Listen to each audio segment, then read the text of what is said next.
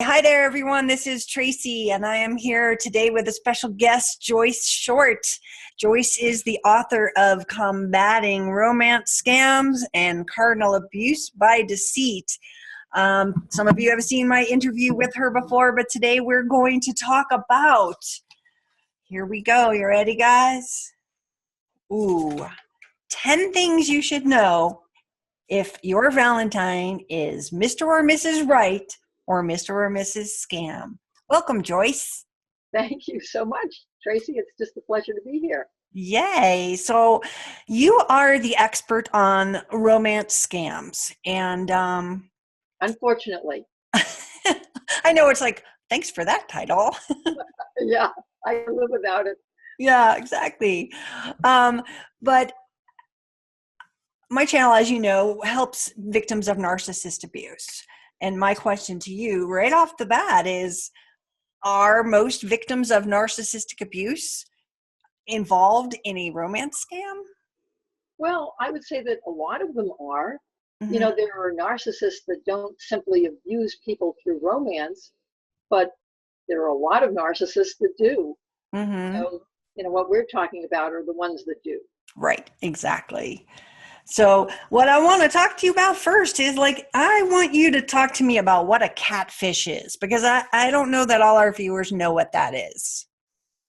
Catfish is a name that's been ascribed to people that conduct romance scams. Phishing is a type of fraud on the internet, spelled PHI. So the concept of catfishing originated from the concept of phishing. Mm-hmm. And basically, they're people that reel you in by posing as something they're not on the internet, for the most part. That doesn't mean that the only place that you can be scammed, or the only way you can be scammed, is through internet dating. But the internet has certainly opened the door to enable access to an extraordinary degree, far more than ever existed in the past. Yeah. So it's really become an epidemic, and the FBI has indicated that approximately $200 million were lost in romance scams that were reported to them in 2017. Oh my gosh. And that doesn't even consider the amount of therapy people need, the amount of cases that are not reported. So, you know, even judging by that figure, that might really indicate just the tail wagging the dog, a small portion of the, of the total amount of injury that these people sustain, it's really pretty huge. Mm-hmm. It's gotten to an epidemic level. I know a lot of friends that have had that happen on Facebook, where they have, some strange person that doesn't know you comes along with a profile and tells them they're beautiful. And then they start a conversation, they accept their friendship, and the next thing they know, they're sending them money. Yeah, people think that you're going to be able to detect this person's motives and rely on your ability to protect yourself, without understanding that there are things that go on in your brain through your brain chemistry that gets stirred up when people are affectionate toward you. Mm-hmm. So if they're paying you a compliment, then your brain reacts to that compliment and feels affectionately toward this person. And once your affection is stirred up, then they can manipulate you through that brain chemistry.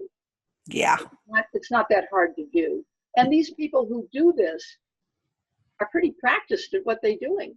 Yeah, they do it to a lot of people. In many instances, they'll hold 12 people captive to their scam, and some of them it's a business coming out of Nigeria. They call them 419 scams. They're actually businesses that are established in order to scam people to get their money. Wow. So they're not scams that you actually meet the person. They'll often set up a false meeting where they'll claim that they're going to meet you, but they're having trouble getting out of the country. They need to pay a fine, or they need to pay a tax, or they were hospitalized, and some stupidity for why they can't pay it themselves, and you end up paying for them because you think you're going off to meet the person of your dreams, when actually you're just talking to some boiler room operation in a foreign country. Wow. It's hard to think of like a whole phone bank. When you get those calls, like, this is Google calling, and you can hear all the other fake people in the background. It's hard to imagine that, like, a room full of people actually just calling to scam, but that's what happens.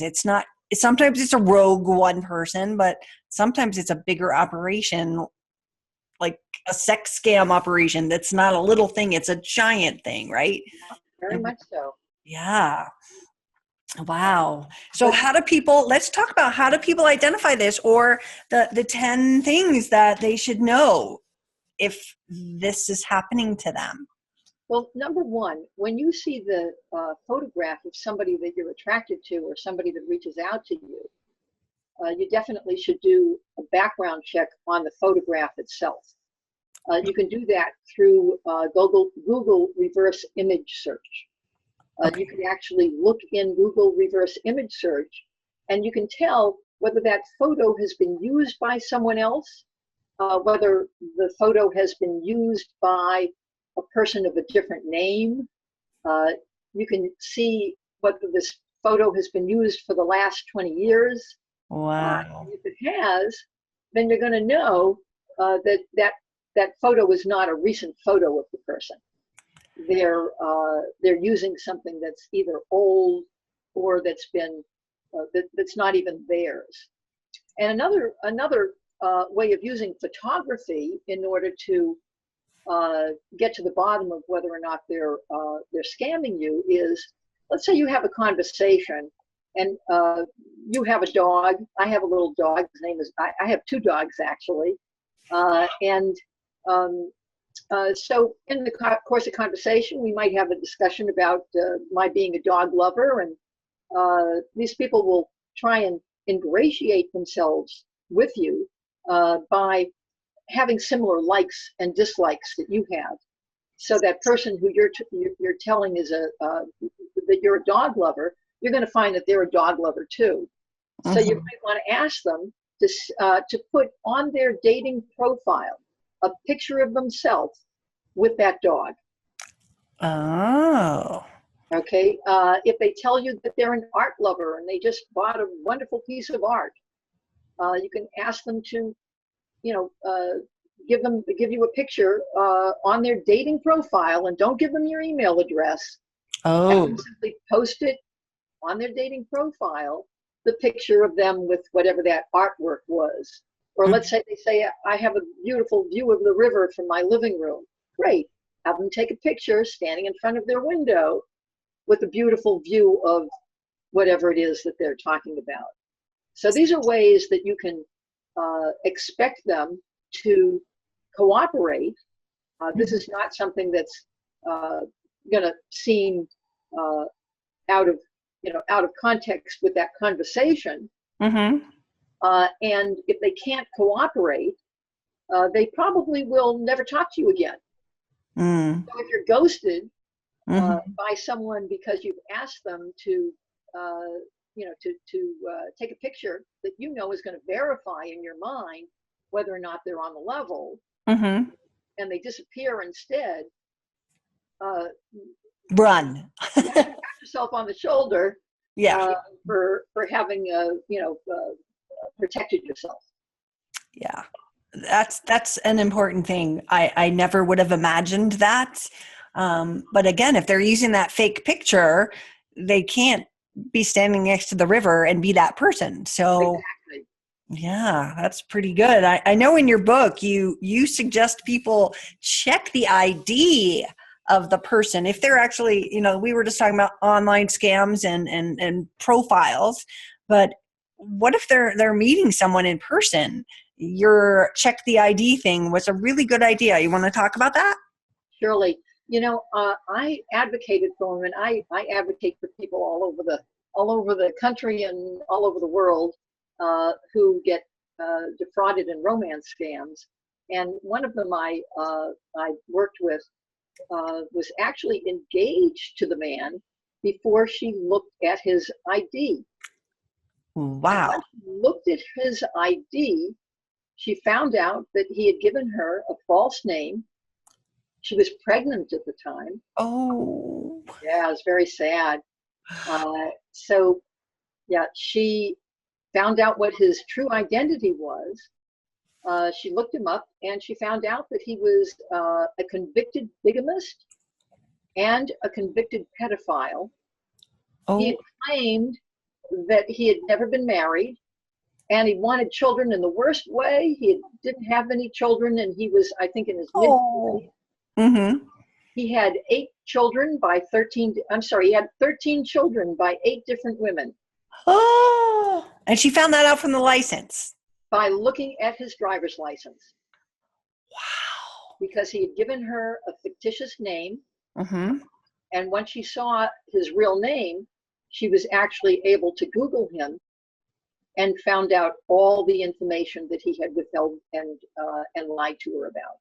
Wow. Yeah. So people, look at me like I'm absolutely nuts when I tell them to check the ID.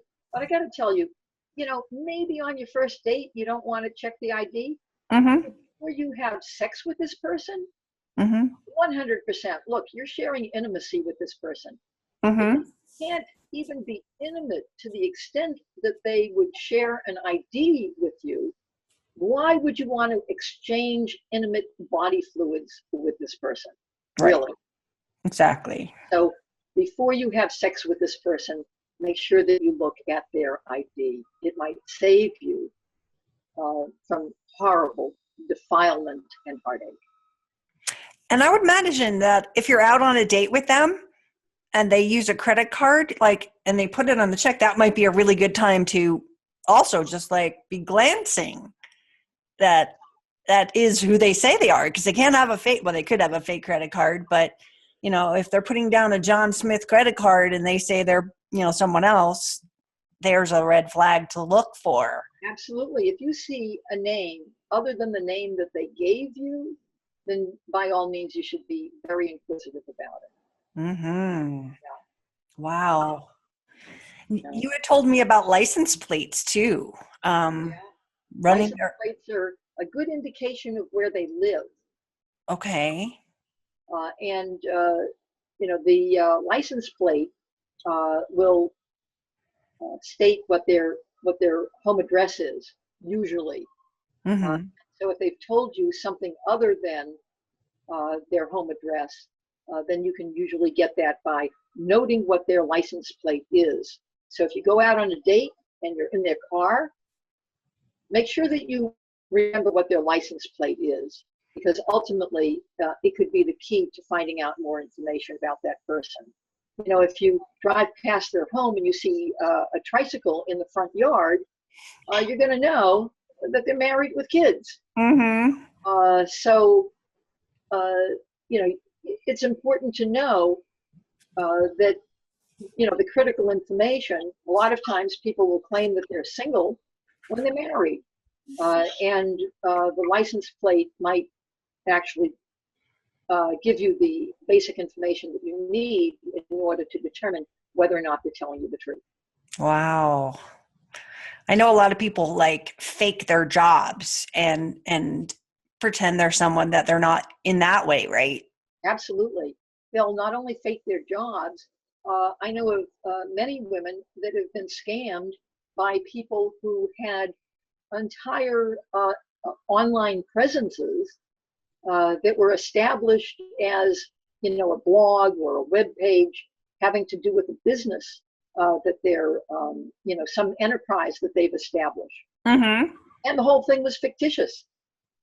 Wow. Yeah, it's not at all unusual. In fact, there's a woman in New Jersey who fell in love with a man who claimed, you probably remember who Bernie Madoff is. Oh, God, yes. Okay, so Bernie Madoff is in jail because he defrauded lots of very intelligent people out of millions and millions of dollars. Mm-hmm. And this particular fellow from the case in New Jersey was kind of like a mini Bernie Madoff. He claimed that he was a wealth manager, and that he worked with people's 401ks, and that he invested their money for them. And he had a very sophisticated web presence that supported that claim. Wow. They were engaged. She trusted this man. I think that they had gone out for about 18 months or something like that, something like that.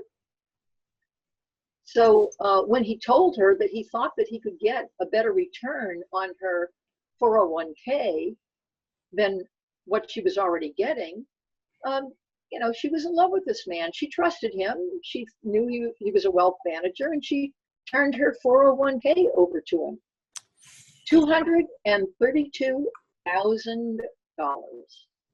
And did she lose it? Every single nickel. Not only did she lose it, but because it wasn't rolled over in another 401k. She had to pay a penalty? Yes, she did. The IRS came after her for, I think it was about $50,000.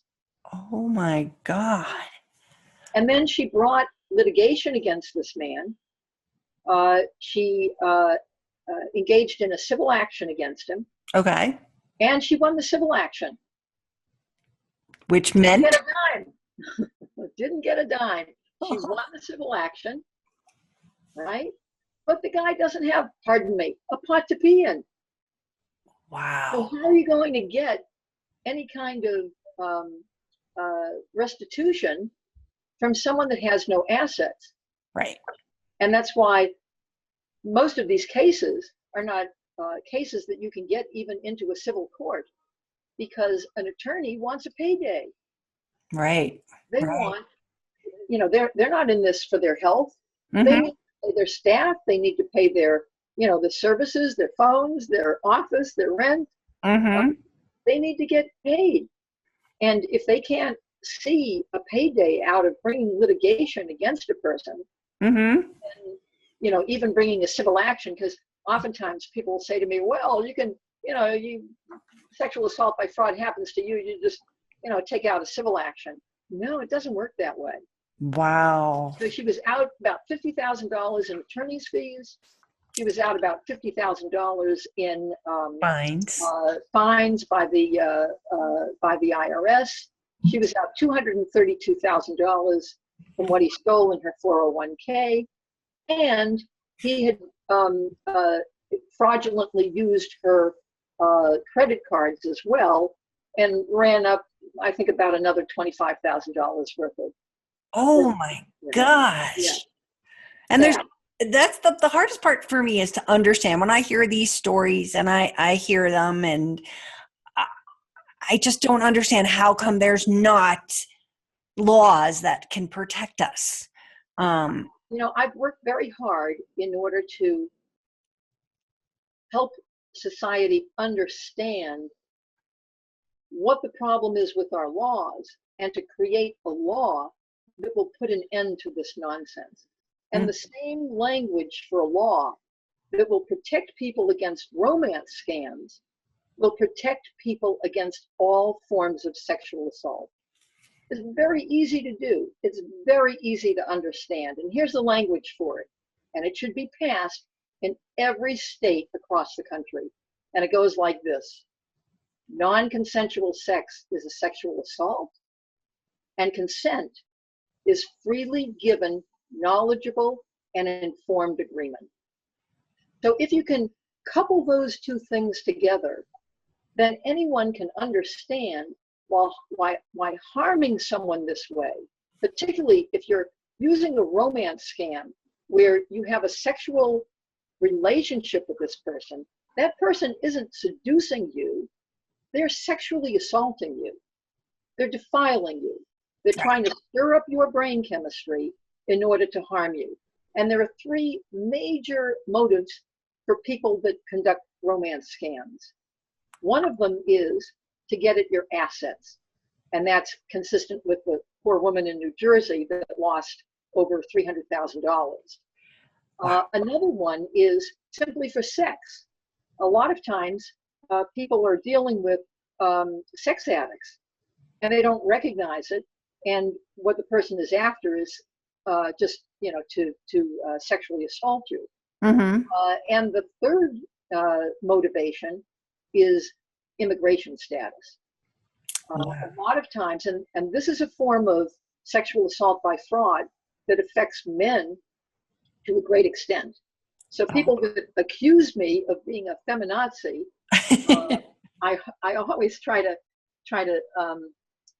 get across to them that this isn't a law that simply protects women. This law will protect men as well. And the number of men that are harmed through romance scams for immigration, that number is staggering. Donald Trump thinks he's going to protect us all by putting up a wall. Shoot, that isn't really a solution. People are going to, reach right into your living room through your desktop. They don't need to scale a wall. Right. They'll come right there through the internet and catch you into embroil you into a romance scam and get you that way. Right. So and then pretend, then they do in some cases actually marry the person so they can get their immigration status. But you were telling me about something that gets them in trouble. What was it when they it's called the VAWA law. It's VAWA, and it's laws that help protect people that are abused. But unfortunately, the law itself can be abused.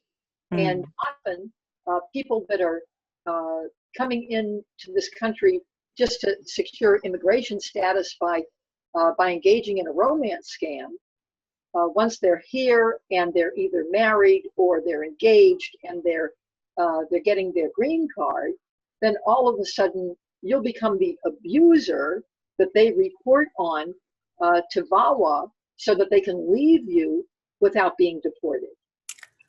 Wow. Yeah. So it's a very complicated issue. Certainly there are people that are entitled to VAWA protection. But our authorities need to be very careful about who they actually give that protection to. And they need to look at the historic past of this person and look at what their real motivation is. And when the victim indicates that they feel that they've been scammed, they really need to look seriously at whether or not that may be true.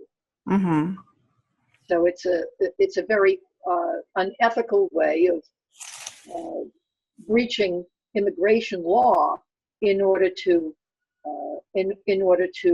get your immigration status, and the end result is that the person who is defrauded this way feels terribly violated, and more often it's a man as opposed to it being a woman. Wow. Immigration. That makes sense. Yeah.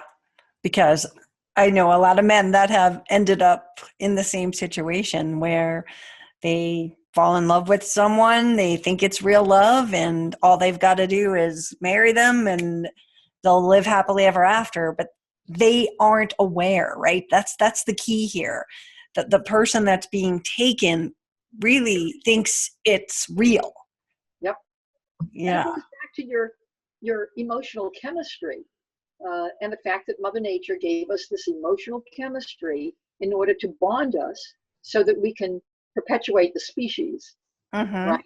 We can mate, have children, nurture our children, and so we have brain chemistry that enables us to bond and mate, and people will tamper with that emotional chemistry Mm-hmm. right through your desktop, so they can reach out to you on the internet and get you to feel coupled with them and stir up that brain chemistry of attraction and mating.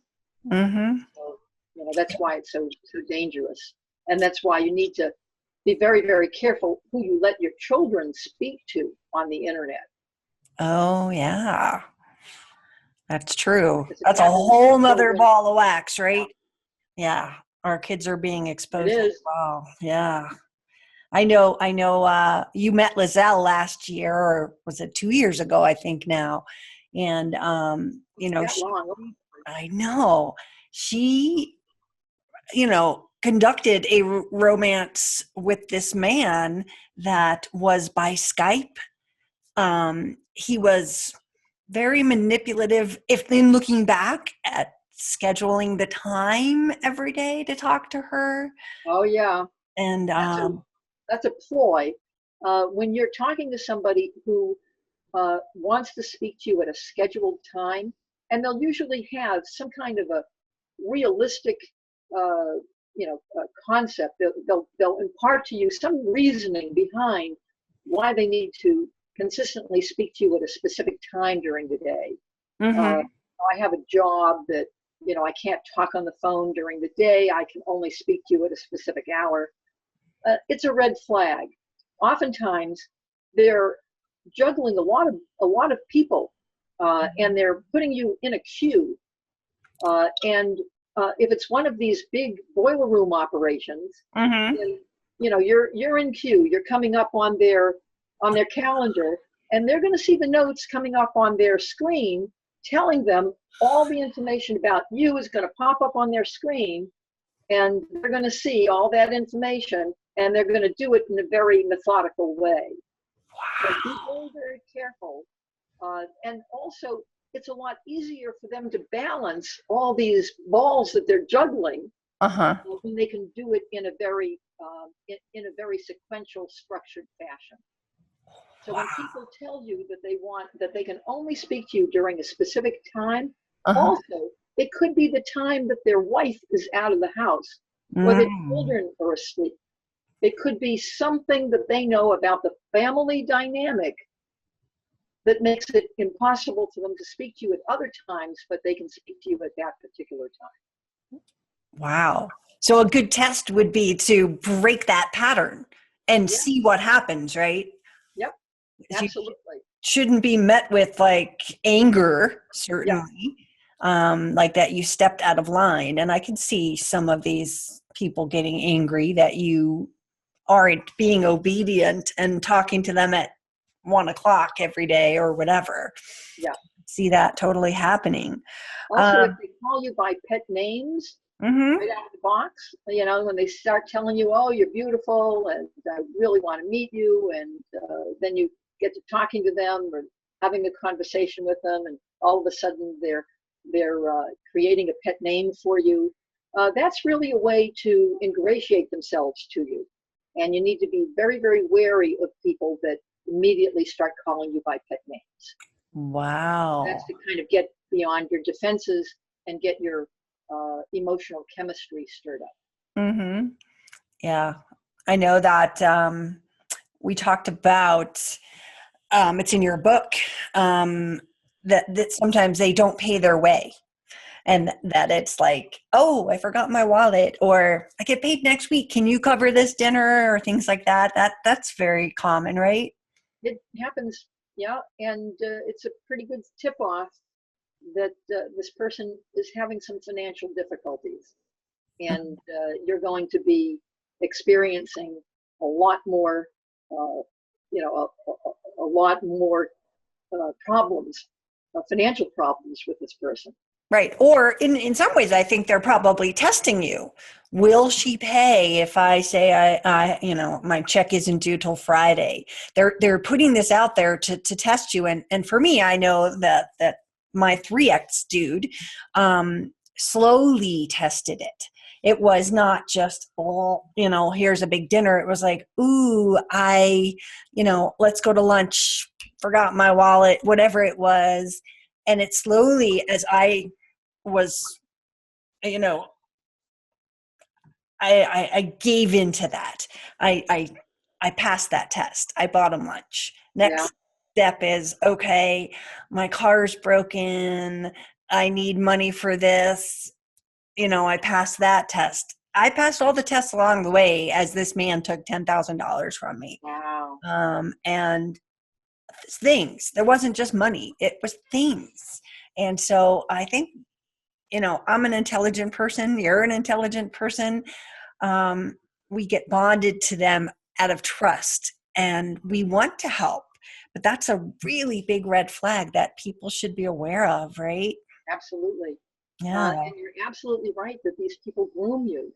Mm. And they'll start by grooming you for some small little detail. Mm-hmm. Something very small, and then it gets bigger and it gets bigger, and they're just testing to see just how far they can push you. Yeah. I worked with a woman out of Florida who lost $16,000 to the man. And then he came back for $65,000. Oh. And once he came back for the $65,000, she got it. Yeah. He came after the 16,000 piece by piece, Mm-hmm. and the pieces got bigger and bigger. Yeah. And then when the piece turned into a request for $65,000, she recognized, oh brother, what have I done? What have I gotten myself into? Yeah. Yeah. As soon as my mother died, this guy was like a pig on shit. He just wanted like more of my mother's money, actually asking me to steal it from my siblings because I was the executor. He's like, nobody will know. Just I need this, and you need to help me, and and the tears, the whole thing. Yeah. Let me ask you something. When when you met him, was your mother ill? Yes, she was in a hospital, and then I moved her here. But yeah, Yeah. you And think he knew that? was ill? Yeah. Yeah. Unfortunately, when we go through difficulties in our lives, we are the most vulnerable. When we've experienced loss, or we're about to experience loss or upheaval in our lives, it could be loss of a job, it could be loss of a loved one. But when we have those vulnerable, those losses in our lives, put us in a more vulnerable position. Right. And oftentimes, narcissists and people with bad intent, they know what they're looking for. And yeah, it's like the deers running in the forest or the jungle, and the lion's going to come and get them. They're going for the weakest link. They're going for the little straggler, the one that might not have a lot of friends. I think a lot of people I've talked to, when they hear the word rape, for example, and we hear that oh so common, well, she was wearing that skirt, she was asking for it. But the reality is, when a rapist is going into a bar, they're probably not looking for the hot one in the tiny little skirt. They're looking for the one by herself, right? She's isolated. She's by herself. She's a much better target than going for the hot one in the skirt, right? She's the low-hanging fruit. Mm-hmm.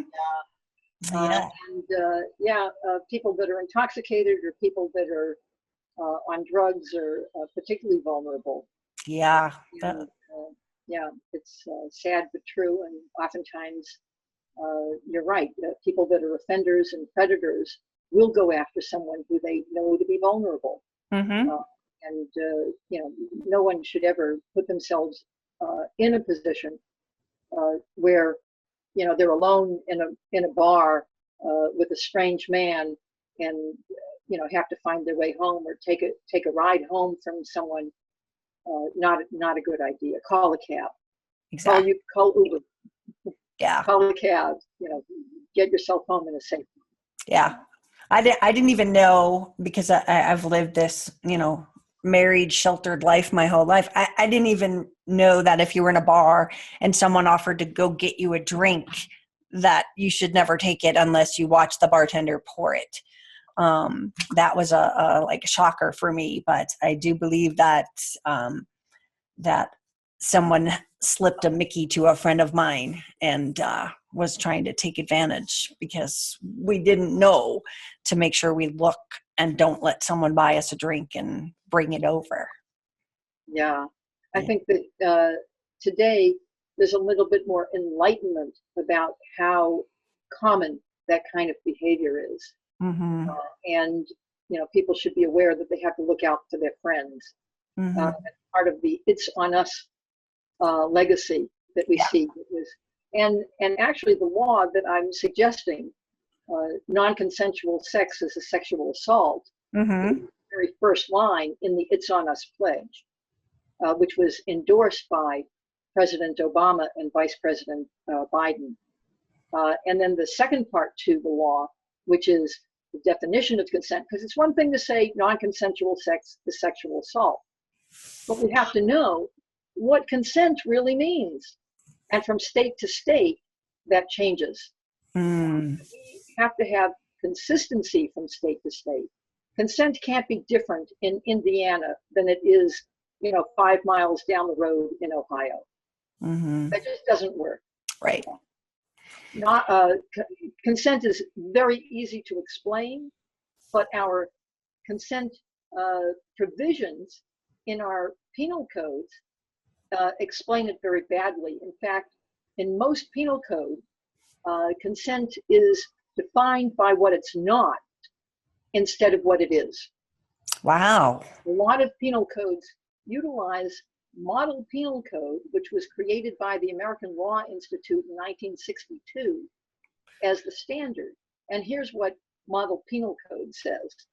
Model penal code says consent is ineffective. That means what it's not if induced by force, duress, or deception. So deception. Now, to turn that around and you say it in the positive, okay, this is what model penal code is telling us what consent is not. Mm-hmm. But what we need are laws that tell us what consent is. Mm-hmm. Consent is a form of agreement. There are many forms of agreement. Mm-hmm. Right? When you assent to something, you're agreeing to it. Assent is agreement on the face of it.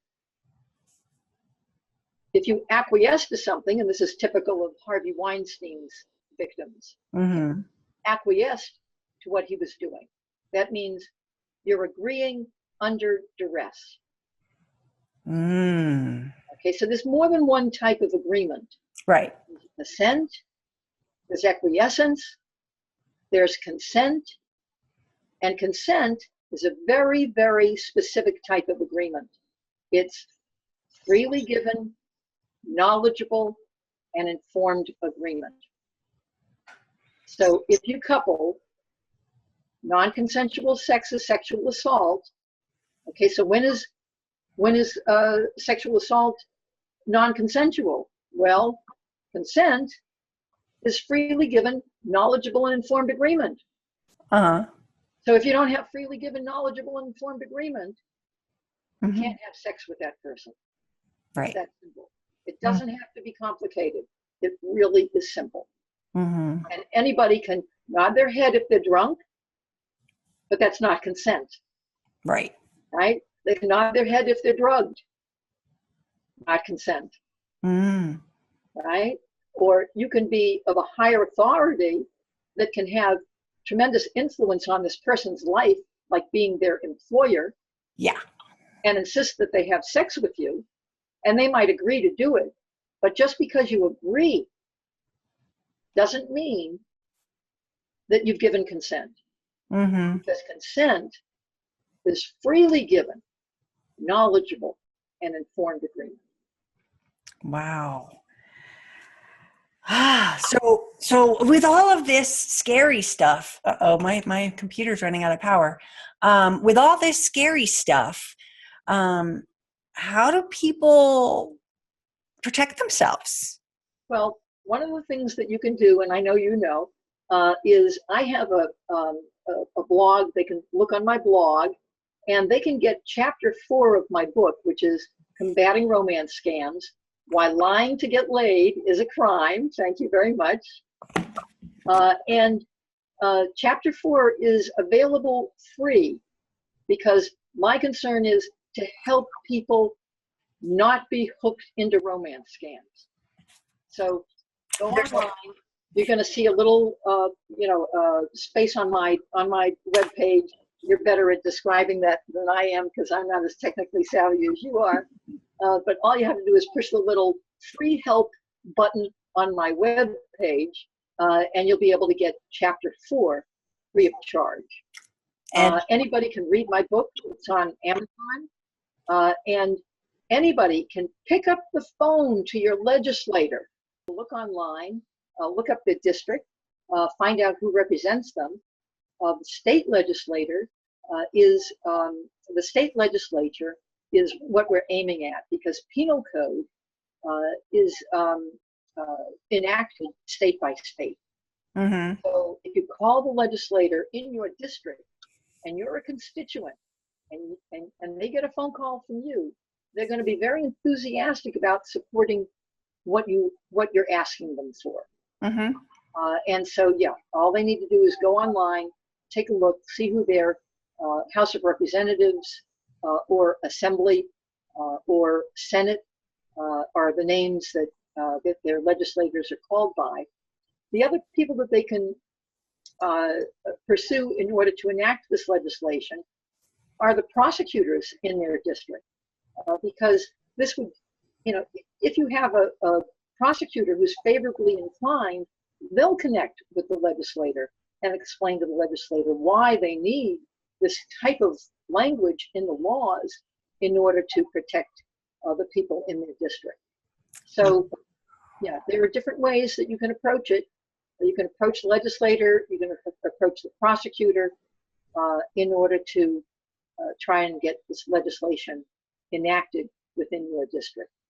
It isn't just enacted in your district, but your district legislator is mm-hmm. going to introduce it into the Senate or introduce it into the Assembly. In fact, you have to introduce it in both places.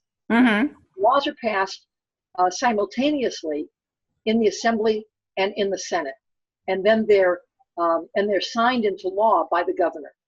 So it's a little bit more complicated. Mm-hmm.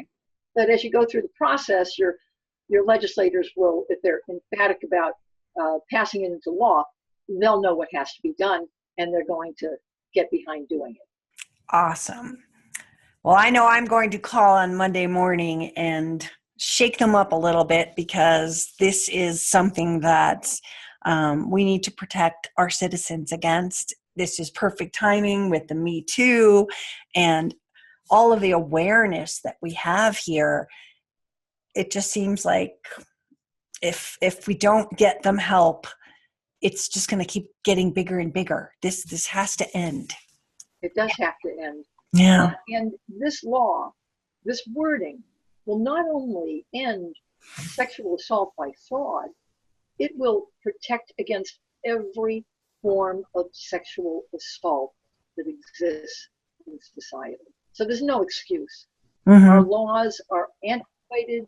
They go back all the way to when women were considered chattel, and they were owned by their fathers, and then they were owned by their husbands. We are now citizens in our own right. We have our own minds. We have our own bodies, and our laws should protect us. Mm. And whether you're a man or a woman, the laws should protect you. And speaking up, making sure that every state understands, every citizen in every state understands what consent really means and applies consent in all sexual conduct is absolutely essential for everyone throughout this country. Right. Well, it has been a pleasure talking with you, Joyce. How did I do that? I've been called worse. Well, you are a joy, so it just came with it. So thank you for enlightening my listeners here, and I will, I'm sure, be talking with you again soon. And for those of you who do not follow Joyce on Twitter, on her blog, I highly suggest that you connect with her because she's got a lot of great information out there.